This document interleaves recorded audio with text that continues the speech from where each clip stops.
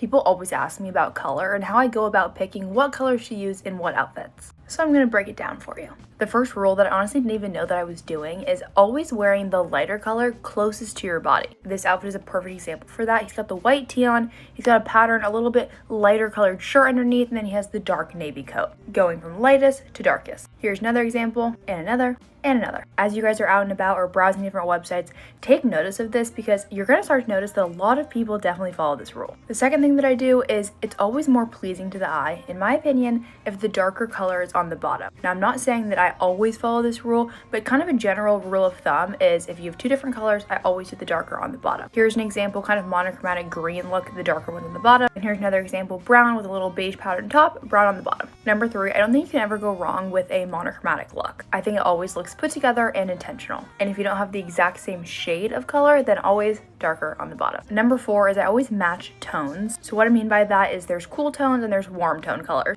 Navies and grays and silvers, those are very cool tones. So those look really good together, like in this outfit.